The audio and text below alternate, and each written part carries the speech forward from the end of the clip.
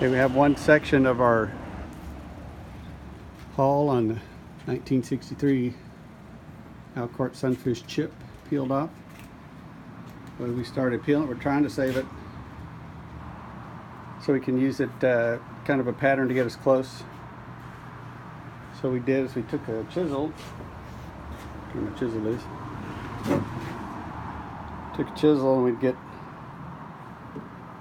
started under the edge of the plywood, peel it up a little bit, peeled out the center strip, and then came down. We're doing what I'm hereby calling the Lewis pry bar method.